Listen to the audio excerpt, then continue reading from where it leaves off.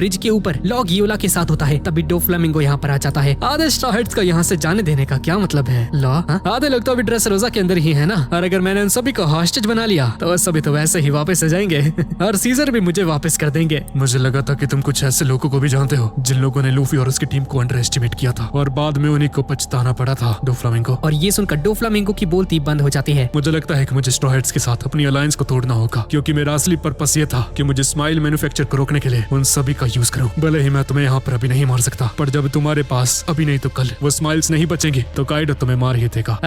मैं समझ गया। हाँ तो तुम मुझे मारने के लिए खुद को सैक्रिफाइस करने वाले हो, है ना? मैं देखना चाहता हूँ कि तुम्हारे मरने के बाद इस दुनिया में क्या होता है, पर उन सबसे भी ज्यादा जरूरी ये है कि तुमने जो 13 साल पहले किया था तुम्हें उसकी कीमत चुकानी होगी डोफ्लामिंगो। मैंने जो 13 साल पहले किया था तुम मुझसे उसकी कीमत मांग रहे हो? हाँ लॉ, तुम अच्छे से जानते हो डोफ्लामिंगो मैं किस बारे में बात कर रहा हूँ। आखिर तुम गियोला के साथ करना क्या चाहते हो? हाँ लो आगे बढ़ो, मुझे मार दो, मैं यंग मास्टर के लिए अपनी जान भी दे सकती हूँ। मुझे तुम्हारी कोई जरूरत नहीं है गियोला, तुम यहाँ से जा सकते हो। और गियोला दुम दबाकर यहाँ से भाग जाती है। तुमने अपने ट्रम्प कार्ड यानी कि सीजर को खो दिया है डोफ्लामिंगो, और जब तक तुम मुझसे यहाँ पर लड़ोगे तुम स्माइल फैक्ट्री को भी खो दोगे। ये अब तुम्हारा अंत होने वाला है। मेरे खिलाफ इतनी ज्यादा नफरत रखने का आखिर राज क्या है? हाँ ये नफरत नहीं है। लॉ एक रूम तैयार कर देता है। मैं आज तक बस इसी पल के लिए जी रहा था ताकि मैं उस आदमी के सपने को पूरा कर सकूं। और बहुत सारी मॉन्स्टर फिशेस इन पर हमला कर देती हैं और लॉ अपनी तलवार का यूज करके डोफ्लामिंगो पर हमला कर देता है और ब्रिज पर लगे सारे पिलर्स टूट जाते हैं। पर डोफ्लामिंगो लॉ के इस हमले को चारों तरफ रिपेल कर देता है और इन मॉन्स्टर फिशेस के टुकड़े टुकड़े हो जाते हैं और लॉ तेजी से डोफ्लामिंगो की तरफ आगे बढ़ने लगता है। पर डोफ्लामिंगो इस पर अपनी स्ट्रिंग्स का यूज करके हमला करता है, लेकिन लॉ इसके इस हमले से बच जाता है और इसके पीछे आकर खड़ा हो जाता है और अपनी स्वॉर्ड से हमला करता है, जिसे डोफ्लामिंगो डॉज कर जाता है और इन दोनों के बीच में बहुत ही खतरनाक फाइट होनी शुरू हो जाती है। लॉ डोफ्लामिंगो के ऊपर स्वॉर्ड से हमला करता है, लेकिन डोफ्लामिंगो अपने पैर से ही लॉ के इस हमले को रोक देता है और थाउजेंड सनी के ऊपर हम बहुत ही मुश्किल से डोफ्लामिंगो से बच पाए हैं, पर क्या लॉ ठीक रहेगा? और चॉपर सांजी से कहता है कि अगर जोरो और किनेमोन लूफी से मिल जाते हैं तो सब कुछ ठीक हो जाएगा, है ना? हाँ चॉपर तुमने सही कहा, लेकिन तुम जानते हो ना जोरो का जीपीएस कितना ज्यादा खराब है और मुझे नहीं लगता कि वो कोलोजियम तक कभी पहुंच भी पाएगा। पर किनेमोन उसके साथ है तो उसकी चिंता मत करो। अब सांजी मोमो के पास जाता है जो कि डोफ्लामिंगो को देखकर बहुत ही ज्यादा डर रखा होता है और यहाँ कोलोजियम के बाहर बार्टोलोमियो जोरो और किनेमोन को देखकर हैरान हो जाता है और जोरो को वाइस कैप्टन कहकर पुकारने लगता है। क्या वाइस कैप्टन? आखिर तुम किस बारे में बात कर रहे हो? हाँ जिस पर बार्टोलोमियो से कहता है कि आप तो जोरो सेंपाई है ना, लूफी सेंपाई के राइट हैंड मैन, क्या मैंने सही कहा? क्या?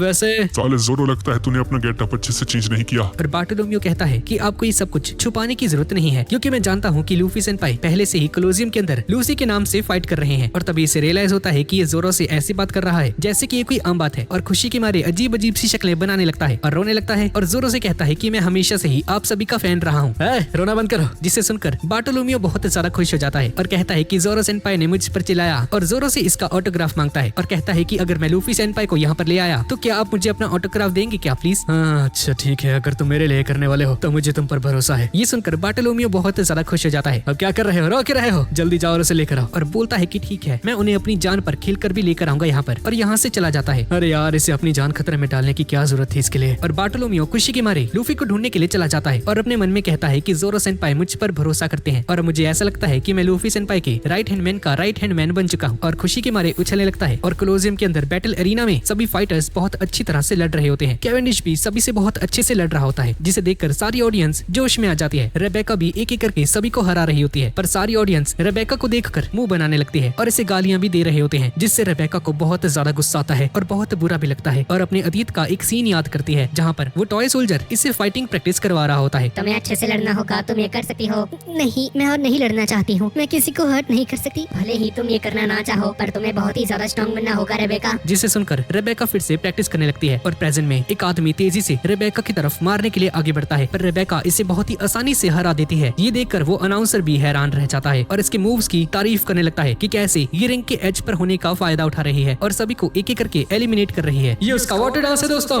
आज तक रेबेका ने जिस भी फाइट में हिस्सा लिया है किसी को भी हर्ट नहीं किया है। यहाँ पर लूफी ये सब कुछ देखकर कहता है कि मुझे नहीं पता था कि उसने ऑब्जर्वेशन हाकी का यूज किया। और तभी आगे रेबेका का सामना एक टफ फाइटर से हो जाता है। चलो देखते हैं तुम्हारी हड्डियों को कुचलने के बाद तुम्हारा क्या होता है लड़की। जिसे देखकर लूफी भी सीरियस हो जाता है और इस तरफ बार्टोलोमियो, मुझे थोड़ा संभल कर रहना होगा, कहीं मैं लूफी सेंपाई से टकरा ना जाऊं और उन्हें ऐसे सामने देखकर कहीं पागल ही ना हो जाऊं।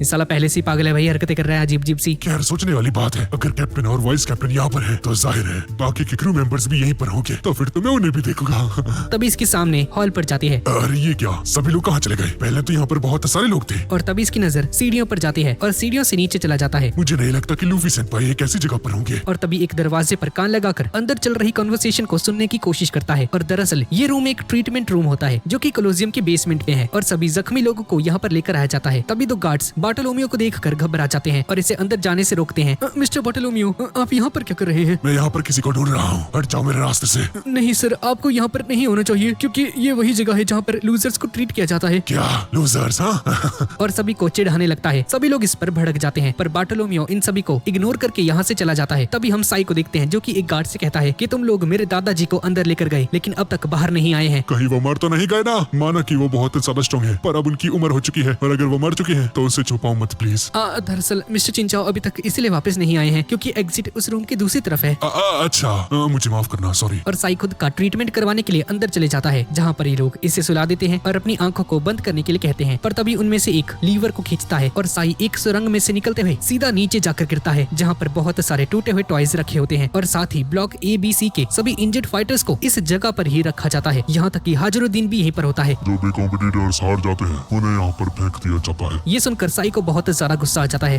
तुम्हारा मतलब क्या है और मैं यहाँ से कैसे निकल सकता हूँ? और किंग एलिजाबेलो इससे कहता है, मुझे यकीन नहीं होता, मेरा किंग पंच भी यहाँ की दीवारों को नहीं तोड़ सकता है। और ब्लॉक ABC के सभी एलिमिनेट हो चुके लोगों को दिखाया जाता है जिसमें चिन जाओ भी मौजूद है। यहाँ पर बैटल एरिना में रेबेका का सामना रोलिंग रोगन से हो जाता है और ऑडियंस इससे पूछता है, तो मुझे पहले इसकी कौन सी हड्डी को तोड़ना चाहिए? पहले गर्दन तोड़ दूं क्या? रीढ़ की हड्डी। और जोर जोर से हंसने लगता है और इसे देखकर लूफी को बहुत ज्यादा गुस्सा आ रहा होता है। जैसा कि मैंने कहा था, यहाँ के सभी लोग अपने पहले राजा से बहुत ज्यादा नफरत करते हैं। पर रेबेका का इन सबसे कोई लेना देना नहीं है, वो बहुत ही अच्छी इंसान है। हाँ, हम सब लोग जानते हैं क्योंकि जब मैं बुरे तरीके से इंजर्ड था तो रेबेका ही थी जो कि हम सभी को चीयर अप करती थी। पर उस रात जो कुछ भी हुआ उसके लिए बाहर के लोग उसे कभी भी माफ नहीं करेंगे। उस रात? कौन सी रात? हाँ, ये एक लंबी कहानी है। तो छोड़ो यार, रेबेका आगे बढ़ो। और बैटल एरिना में रेबेका और ये आदमी एक दूसरे के साथ लड़ना शुरू कर देते हैं और लोगन लगातार रेबेका पर हमला करता जाता है पर रेबेका इसके हर एक हमले से डॉज करती जाती है। और तभी पीछे से एक आदमी आकर रोलिंग लोगन पर हमला कर देता है जिसे देखकर रेबेका यहाँ से भागने लगती है और लोगन भी इसका पीछा करने लगता है। और इसी बीच रेबेका की तलवार इसके हाथ से छिटक जाती है और लोगन यहाँ पर आ जाता है। मैं अपनी नजर में आने वाली किसी भी चीज को भागने नहीं देता हूँ। और फाइनली रेबेका को पकड़ लेता है जिसे देखकर सारी ऑडियंस बहुत ज्यादा खुश हो जाती है और रेबेका को कुचलने लगता है जिसे देखकर लूफी को बहुत ज्यादा गुस्सा आता है और सारी ऑडियंस बहुत ज्यादा खुश हो रही होती है। और हम एक फ्लैशबैक को देखते हैं और रेबेका अपने मन में कुछ दिन पहले की एक बात को याद करती है। आज का कंपटीशन हमारे लिए एक मौका है और मैं इसे लेकर रहूंगी। तुम्हारा दिमाग खराब है, ये कोई मौका नहीं, तुम मर जाओगी। तुम्हारा इस कंपटीशन को जीतना नामुमकिन है रेबेका, मैं तुम्हें उसमें एंटर करने नहीं दूंगा। प्रेजेंट में रेबेका दर्द के मारे रो रही होती है पर तभी रेबेका का नाम लेते हुए एक और फीमेल ग्लैडिएटर यहाँ पर आ जाती है जिसका नाम है अगीलिया और सीधा आकर लोगन पर हमला कर देती है जिसकी वजह से रेबेका आजाद हो जाती है। क्या बात है बूढ़ी औरत। और लोगन और एगिलिया के बीच में फाइट शुरू हो जाती है पर लोगन एगिलिया को एक ही पंच से दूर फेंक देता है और रेबेका दौड़ते हुए जाती है और अपनी तलवार से लोगन पर हमला करने लगती है पर तभी इसके पीछे जाकर खड़ी हो जाती है और इसके पैर पर हमला करती है जिसकी वजह से लोगन के कदम लड़खड़ाने लगते हैं और सीधा पानी में जाकर गिर जाता है। ये देखकर ऑडियंस, ग्लैडिएटर्स, लूफी, यहाँ तक कि वो अनाउंसर भी हैरान हो जाता है। मुझे यकीन नहीं होता है, रेबेका ने इसे जीत लिया है। पर ये सब देखकर भी ऑडियंस इस पर गुस्सा करने लगती है। तुम्हें हर एक कीमत पर फाइनल में जाना होगा बच्ची। मुझे अभी याद आया, मुझे उससे पास से जाकर चीयर अप करना चाहिए। अरे अपना ध्यान रखना। ठीक है, ओके बाय। और लूफी यहाँ से चला जाता है और यहाँ पर बार्टोलोमियो लूफी को ढूंढ रहा होता है। पता नहीं लूफी सेनपाई कहाँ चले गए, मुझे तो वो कहीं नहीं दिख रहे और मैं ऐसे जोरो सेनपाई का सामना नहीं कर सकता।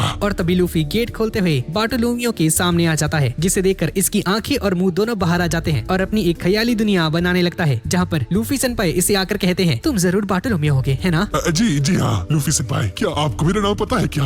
हाँ ऑफ कोर्स मुझे पता है। चलो एक दूसरे को फाइनल्स के लिए गुड लक विश करते हैं। मैं तो बस एक आम लड़का हूँ जो कि आपके जैसा बनना चाहता है सर। प्रेजेंट में लूफी इसके सामने से गुजर जाता है। लूफी सेनपाई। और यहाँ पर बेसमेंट में वापस से एक के बाद एक सारे इंजर्ड कॉम्पिटिटर्स ऊपर से गिर रहे होते हैं और हम रिकी को भी देखते हैं। मुझे यकीन नहीं होता इस किंगडम के नीचे इतना बड़ा कबाड़ खाना है। ये सुनकर ड्रेस रोजा की डिफेंस आर्मी का कमांडर कहता है कि अगर मैं गलत नहीं हूँ तो आप जरूर, और ऐसा बोलकर अपने घुटनों के बल आ जाता है और कहता है कि आप जरूर किंग रिकू सामा हो, है ना? ये सुनकर सभी लोग हैरान हो जाते हैं। भाई साहब ये बंदा किंग रिकू है भाई। जिस पर अब्दुल्ला कहता है, पर वो तो मर चुका था ना। क्योंकि अब मैं इस जगह पर हूँ, अब मुझे अपना फेस बदलने की कोई जरूरत नहीं। और अपने हेलमेट को उतार देता है। हाँ तुमने सही कहा, पर कैप्टन टैंक अब मुझे राजा कहकर मत पुकारिए। और गाइज ये बंदा ड्रेस रोजा का फॉर्मर किंग यानी कि पहले का राजा किंग रिकू है और रेबेका के ग्रैंडफादर भी। किंग रिकू सामा, मैं आपको देखकर बहुत ज्यादा खुश हूँ। मैं बस एक गुनहगार बूढ़ा आदमी हूँ जो कि अपनी पोती तक को नहीं बचा पाया। मुझे माफ कर देना किंग रिकू सामा। मैं जानता हूँ तुमने इतने सालों से वियोला पर नजर रखी और मैं तुम पर कभी भी शक नहीं कर सकता हूँ। ये सब तुम्हारे लिए बहुत मुश्किल रहा होगा कैप्टन टैंक, है ना? पर ये आपकी तुलना में कुछ भी नहीं है सर। ये देखकर किंग एलिजाबेलो भी बहुत खुश हो जाता है और ये दोनों बहुत ही पुराने अच्छे दोस्त हैं। और किंग रिको ने किंग एलिजाबेलो की कंट्री को बहुत बार मुश्किल समय में मदद की है और जब से डोफ्लामिंगो यहाँ का राजा बना है, हर कंट्री में वॉर चल रही है और यहाँ के बुरे लोगों को डोफ्लामिंगो हथियार पहुँचा रहा है। और साई कहता है कि हम कानो किंगडम के लोगों का यहाँ पर आने का असली मकसद ये है कि डोफ्लामिंगो के इस इलीगल वेपन धंधे का पता लगाएं और उसे तबाह कर दें। किंग रिको, अगर आपने वो सब नहीं किया होता तो डोफ्लामिंगो यहाँ का राजा कभी नहीं बना होता। तुम्हारी वजह से पड़ोस के देश बहुत ज्यादा मुसीबत में है। और तभी बहुत सारे ग्लैडिएटर्स खड़े हो जाते हैं और किंग रिको से कहते हैं कि किंग रिको, मैं आपकी आर्मी का ही एक सोल्जर हूँ। और बहुत सारे टॉयज भी उठकर खड़े हो जाते हैं और ये सारे टॉयज और सभी जख्मी ग्लैडिएटर्स किंग रिको के सामने आकर बहुत ही इज्जत के साथ अपना सर झुकाते हैं। अरे ये सब तो ड्रेस रोजा के फॉर्मर सोल्जर्स है ना, यहाँ तक कि वो टॉयज भी इसके सामने अपना सर झुका रहे हैं। मुझे तो लगा था कि सभी लोग किंग रिको से नफरत करते हैं। और तभी हैक एक ट्रांसपॉन्डर स्नेल के जरिए किसी को यहाँ की खबर दे रहा होता है और ऊपर टनल से एक स्लाइम जैसी चीज आती है और आके साई को ऊपर खींचने लगती है, जिसे देखकर चिंजा और बू इसे रोकने की कोशिश करते हैं पर इसका कोई भी फायदा नहीं होता है और साई को लेकर चले जाते हैं। ये देखकर सभी लोग हैरान हो जाते हैं। अब साई को एक जगह पर लिटाया जाता है और उसकी तरफ एक हाथ आगे बढ़ता है और तभी हम देखते हैं कि साई एक टॉय में बदल चुका है और डॉन्क्यूटी फैमिली का एक मेंबर इसे ऑर्डर देता है कि किसी भी इंसान को चोट मत पहुंचाना और डॉन्क्यूटी फैमिली के सभी ऑर्डर्स को फॉलो करना। यही रूल है, यहाँ से चले जा, क्योंकि अब सारे कॉम्पिटिटर्स बहुत ही ज्यादा ताकतवर हैं, ये लोग आसानी से नहीं टूटने वाले। और साई अपने मन में कहता है कि आखिर ये हो क्या रहा है, मेरी बॉडी अपने आप काम कर रही है। साई अपनी बॉडी को कंट्रोल नहीं कर पाता है। मैं सिर्फ उसी डायरेक्शन में जा सकता हूँ जैसा कि उसने मुझसे कहा है। ये क्या हो रहा है मेरे साथ? और फ्लावर फील्ड के नीचे टोंटाटा किंगडम का चीफ इनके पास्ट के बारे में बता रहा होता है कि 900 साल पहले इनके साथ क्या हुआ था। 900 साल पहले हमारे पूर्वजों के पास जो भी नेचुरल रिसोर्सेज नहीं होते थे, उन्हें लेने के लिए समुद्र के किनारे पर जाते थे। पर जब इंसानों की नजर हम पर पड़ जाती थी तो हम टोंटाटा किंगडम के वासियों को पकड़ लेते थे। और एक दिन उस वक्त के ड्रेस रोजा के राजा टोंटाटा किंगडम से एक समझौता करते हैं कि उन लोगों को जो भी नेचुरल रिसोर्सेज चाहिए हैं, वो सब कुछ हम तुम्हें देंगे, साथ ही साथ हम तुम्हारी रक्षा भी करेंगे, पर उसके बदले तुम्हें हमारे लिए काम करना होगा। और उस समय के टोंटाटा किंगडम के जो राजा थे, उनके लिए ये एक बहुत बड़ी गलती साबित होती है, क्योंकि तब के ड्रेस रोजा के राजा यानी कि डॉन्क्यूटी फैमिली के लोग इन सभी को अपना गुलाम बना लेते हैं और डॉन्क्यूटी फैमिली के लोग बहुत बुरा सलूक करते हैं। कुछ लोग वहाँ से बचकर निकलने में कामयाब हो जाते हैं और लिखते हैं कि डॉन्क्यूटी फैमिली बहुत निर्दयी है। और इसके बाद 800 साल पहले का पास्ट बताता है। उसके बाद जब किंग रिको ड्रेस रोजा के राजा बने और उन्हें इन सभी लोगों के बारे में पता चला तो उन्होंने तुरंत ही सभी को आजाद कर दिया और इनसे माफी भी मांगी और इन लोगों से कहा कि आपको जो भी रिसोर्सेज चाहिए हैं वो आप सब कुछ ले सकते हैं बिना किसी परमिशन के। और इस सारा इतिहास सुनकर फ्रैंकी रोने लगता है। कितनी सैड स्टोरी है बाजी। मैं तो रोना आ गया। और जैसा कि हमने ड्रेस रोजा आर्क के स्टार्टिंग के पार्ट में देखा था कि फेरीज आती हैं और चीजें चुरा कर ले जाती हैं बिना किसी परमिशन के और यहाँ के लोग इसे हंसकर जाने देते हैं। ये सब कुछ किंग रिको की फैमिली की वजह से ही होता है, क्योंकि किंग रिको एक बहुत ही अच्छा इंसान होता है। और ये सारी बातें सुनकर टोंटाटा किंगडम के लोग रोने लगते हैं। किंग रिको ने अपनी पड़ोस की कंट्रियों की मदद की जब वो लोग मुश्किल में थे। भले ही इस कंट्री के पास ज्यादा पैसे ना हो, पर यहाँ के लोग हमेशा मुस्कुराया करते थे। पर अब 900 सालों बाद डोफ्लामिंगो, जो कि डॉन्क्यूटी फैमिली का वंशज है, वापस से लौट आया है और अब उस भयानक इतिहास को दोबारा से रचने के बारे में सोच रहा है। मेरी बेटी मांचिरी और हमारे 500 लोगों को उसने पहले ही अपना विक्टिम बना लिया है और हम इतिहास को दोबारा से रिपीट होने नहीं दे सकते हैं। हाँ, हम ऐसा नहीं होने दे सकते, हम लड़ेंगे। और लियो उसॉप से कहता है कि हम सभी लोग लड़ेंगे अपने हीरो के साथ। उस जिस पर उसॉप घबरा जाता है। हाँ, जैसा कि मैं सोच ही रहा था। किंग रिको तो बहुत ही चंगे थे और तुम्हारे जैसे कीड़ों के जैसे दिखने वाले लोगों के साथ भी बहुत ही अच्छा था। ये सुनकर सारे लोग फ्रैंकी पर भड़क जाते हैं। साले कीड़े जैसा किसे कहा तूने? हैं? तुमने क्या कहा बूढ़े आदमी? अरे नहीं पाजी, मैं हो नहीं कह रहा सी, असी अच्छे वे में कहा था, मैंने माफ करते हो। तो फिर ठीक है। और तभी स्क्रीन के ऊपर रेबेका को फाइट करते हुए देखते हैं और रॉबिन टॉय सोल्जर से रेबेका के बारे में पूछती है। 10 साल पहले एक हादसा हुआ था जिसमें किंग रिको ने एक ही रात में अपने सारे सिटीजन्स का भरोसा खो दिया था। हमारा राजा सबको प्रोटेक्ट करने की कोशिश कर रहा था, पर अंत में लोगों को नहीं पता कि उस रात आखिर हुआ क्या था। डोफ्लामिंगो ने किंग रिको फैमिली के हर एक मेंबर को मारने की कोशिश की, पर रेबेका, जो कि किंग रिको की ग्रैंड डॉटर है, मैं उसे लेकर बहुत पहले भाग गया था, पर अंत में वो पकड़ी गई। और अगर मैं किंग रिको के खोए हुए भरोसे और रेबेका की जान को बचा पाया तो मुझे फर्क नहीं पड़ता, भले ही मुझे इसके लिए अपनी जान ही क्यों ना देनी पड़े। मैंने इस वॉर के लिए अपना सब कुछ दांव पर लगा दिया है। आखिर तुम हो कौन है? मैं रेबेका की माँ को नहीं बचा पाया और उस दिन जो कुछ भी हुआ मैं उसे कभी नहीं भूल सकता हूँ। मेरे टॉय में बदल जाने के बाद उसे मैं बिल्कुल भी याद नहीं और मैं रेबेका का असली पिता हूँ। भाई साहब ये टॉय। अब इसके बाद हम बार्टोलोमियो को देखते हैं। Luffy senpai. लूफी की नजर बार्टोलोमियो पर जाती है। अरे ओ, मेरा नाम लूसी है, लूफी नहीं है। बार्टोलोमियो लूफी को देखकर नर्वस हो जाता है और इसके सामने कैसे बात करनी है इसे समझ में ही नहीं आता है। वही सेम हाल जो कि मेरा होता है मेरी क्रश के सामने। अगर तुम्हारे पास कहने के लिए कुछ नहीं है तो मैं यहाँ से जा रहा हूँ, मुझे रेबेका को सपोर्ट करना है। और लूफी यहाँ से जाने लगता है।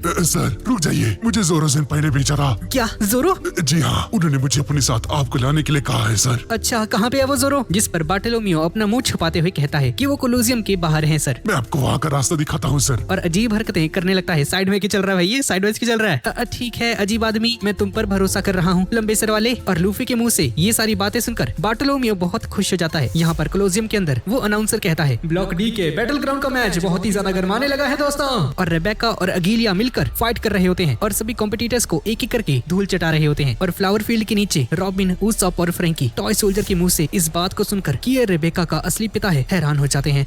अगर तुमने जो कहा है वो सच है और रेबेका किंग रिको की ग्रैंड डॉटर है तो इसका मतलब है कि जब तुम इंसान थे तो तुम किंग रिको के। ये बहुत समय पहले की बात है। एक सेकंड साले, सच में बता, अगर तू उसका बायोलॉजिकल फादर है तो एक टाइम पे तू इंसान हुआ करता था। हाँ तुमने सही कहा, पर इन सब की शुरुआत 10 साल पहले हुई थी जब मोनेट नाम की एक लड़की ने पैलेस पर काम करना शुरू कर दिया। अरे ये तो वही लड़की है ना जो कि हमें पंख झाड़ पर मिली थी। ड्रेस रोजा ताकतवर बिल्कुल नहीं था, न ही बहुत ज्यादा अमीर था, पर यहाँ के सभी लोग बहुत अच्छे थे। सभी लोग एक दूसरे की मदद किया करते थे। किंग सभी की मदद करता था, सभी लोग साथ मिलकर एक दूसरे की मदद किया करते थे। पर 10 साल पहले एक काली परछाई का ड्रेस रोजा के ऊपर साया पड़ गया। 10 साल पहले डोफ्लामिंगो किंग रिको के पास आया था जब किंग रिको सो रहे थे। चिल्लाने की या मदद मांगने की कोशिश मत करना किंग रिको। मेरा नाम है डोंकीजॉट डोफ्लामिंगो। और किंग रिको इससे कहता है, एक पायरेट किंग डोंक्यूटे ने बहुत ही दिनों से हमें परेशान कर रखा है। हाँ मैं डोंक्यूटे फैमिली से ही हूँ जो कि पहले इस कंट्री में राज किया करती थी। ऐसे में ड्रेस रोजा का राजा भी हुआ। I am back. मैं जानता हूँ तुमने बहुत ज्यादा तबाही मचाई है डोंकीजॉट। तुमने लोगों की शिप्स को लूटा, वो भी उन सभी सेलेस्टियल ड्रैगन्स के लिए। सीजीबुका यानी कि वॉरलॉर्ड बने, वो भी सरकार को ब्लैकमेल करके।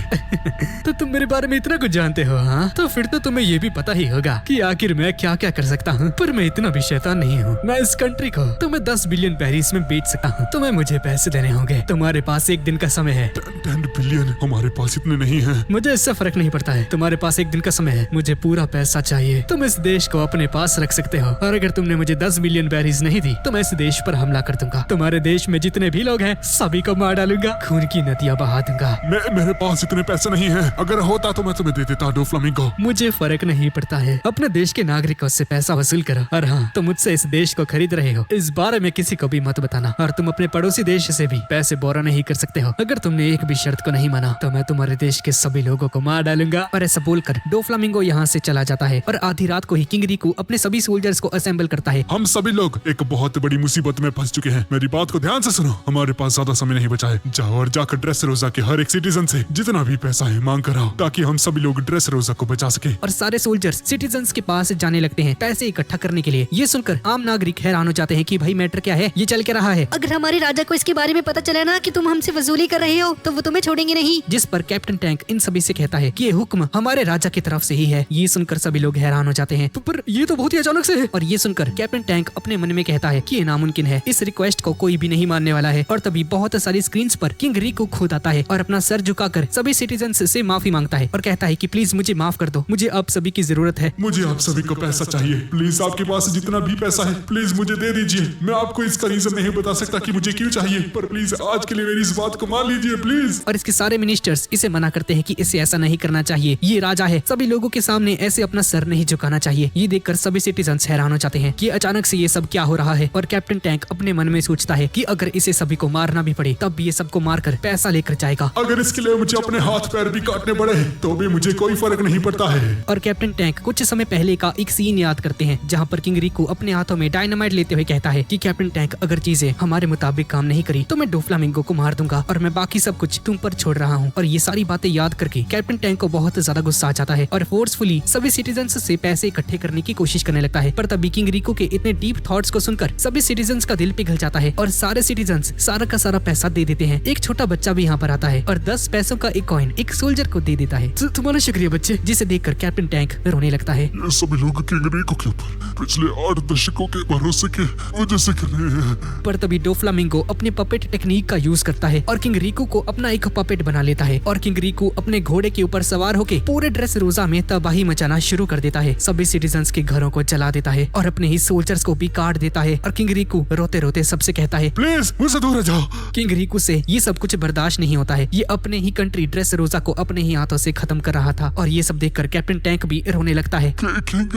रिको साहब, आप ये क्या कर रहे हैं? और डोफ्लामिंगो दूर बैठकर अपनी इस गंदी चाल को चल रहा होता है। किंग रिको को कंट्रोल करके इसी के हाथों ड्रेस रोजा का सर्वनाश करवा रहा होता है और यहाँ के सारे सोल्जर्स पर भी अपनी पपेट टेक्निक का यूज करता है और सभी सोल्जर्स भी आम लोगों को मारना शुरू कर देते हैं और हर तरफ तबाही मच जाती है। सभी लोग अपनी जान बचाकर भाग रहे होते हैं। किंग रिको, आप ये क्यों कर रहे हैं? क्या हमने कुछ गलत कर दिया? और ये सब देखकर किंग रिको अपने मन में कहता है कि अब मैं कोई भी सफाई देने लायक नहीं बचा हूँ और अब ये कंट्री खत्म हो चुकी है। और यहाँ पर डोफ्लामिंगो, बेवकूफ, अभी ये काफी नहीं है। मैं यहाँ के लोगों को डर के मारे तड़पते हुए देखना चाहता हूँ। सभी लोग किंग रिको से नफरत करने चाहिए। सभी लोग तहे दिल से इससे नफरत करेंगे। इन सभी को समझना होगा कि इनका भी राजा कितना खतरनाक है और जब सभी लोग मरने की कगार पर आ जाएंगे तभी मैं जाऊंगा एक हीरो बनके और सभी लोगों की जान बचा लूंगा इस इविल किंग रिको से। तभी तो मैं इस देश का राजा बन पाऊंगा। भाई साहब कितना बुरा है भाई ये डोफ्लामिंगो, नफरत हो गई है भाई इससे। और गाइज इसी के साथ इस सीरीज का 79th पार्ट यहीं पर खत्म हो जाता है। तो गाइज यही थी आज की वीडियो। तो गाइज ये ड्रेस रोजा आर्क आपको अभी तक कैसी लग रही है प्लीज नीचे कमेंट्स में मुझे जरूर बताना और इस वीडियो का कमेंट टारगेट रखते हैं 16 के कमेंट्स। और अगर आपको ये वीडियो अच्छी लगी तो प्लीज इसे लाइक जरूर करके जाना और अगर आपने अभी तक चैनल को सब्सक्राइब नहीं किया है तो प्लीज यार सब्सक्राइब करके जरूर जाना। तो ठीक है गाइज और मिलते हैं अगली वीडियो में।